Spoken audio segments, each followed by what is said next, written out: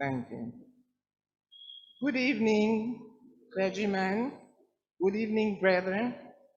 Ladies and gentlemen, all protocol respected, brothers and sisters of the faith. I thank God for giving me the courage and the honor to say a few words on the occasion of the homegoing of a great man, a very beloved person.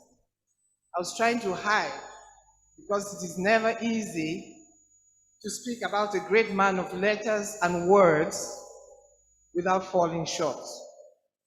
However, my spirit kept bothering me, reminding me that I'm one of those who knew Dr. Emeritus long before he was even the moderator. How did it start? In the late 40s, my mother, Mrs. Musoko, and her closest friend, Mrs. Ngende, two very loving mothers, decided to take their youngest siblings and bring them up. So by the time, and they were very close, really family. So by the time we were born, all we met was Auntie Enanga and Mola Princeville. My early memories of Mola was a man of few words, but always kind, smiling, witty, and making people laugh and happy all the time. Because of the services that he rendered to them and what he said. He used to love the debate club in Boya, as well as the Musinga Drama Club. He used to love all the activities and participated in all social, cultural, as well as church activities. A very sociable man.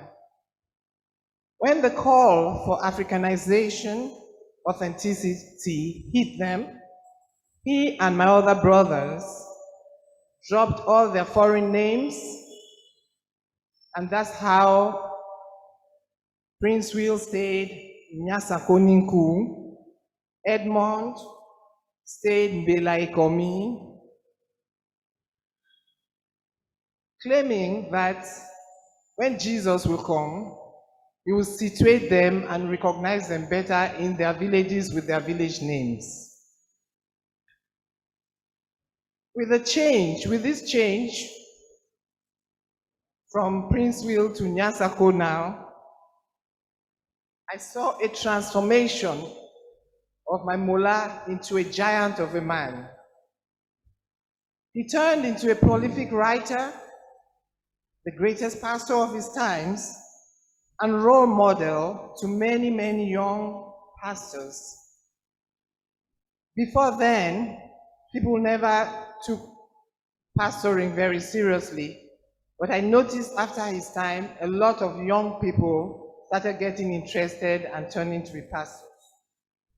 In fact, I listened to so many young Presbyterian pastors even breaking their voices when they were preaching, just like Mola, just to sound like him. Mola worked hard. He read and traveled widely. He gained notoriety all over the world, but he still remained the simple, humble Mola to all of us. He was always present at all family occasions, and he had his forever answer whenever you asked him Mola ne, he would answer loko. In Bakwe, that is Mola, how are you? And he would say, not so bad. Because of his humility, he was forgiven many wrongs that he did, as people saw in him. People saw him as incapable of anything bad. He took family relationships so seriously that even with his health issues, his last preaching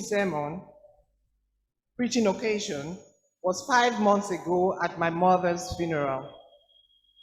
My mother, who had encouraged him to be a pastor and was his greatest number 2 after his wife, number 2 fan when he became moderator. I want to use this opportunity to thank his beloved wife, Sister Grace, who understood this strong family link and accepted us all. When I visited him in the hospital near my house a few days before he passed, I wasn't allowed to see him, but I prayed to God and I asked God to help that Mola should not die because I was not ready to lose another very close person. Thank God that I remembered to say to God, may your will be done. So God's will was done. God lifted him into his presence. So Mola, take it to a higher level. Step it up. I know you are capable. I just want to remember two things that I will never forget about his very impressive, memorable sermons. Number one, he said, never let any man push you so low that you will hate him. He kept reminding us, never let anybody push you in anger so low that you will hate him. Number two, every time he started his sermons, he said, Lord, what we do not know, teach us. What we do not have, give us. What we are not, make us. Godspeed, Mola. Take it to another level, because God's will be done in your life in heaven as it was done on earth. Yes, Mola, I did my best. I tried. I can see you smiling. Rest perfectly. Rest perfectly, Mola. Glory be to God.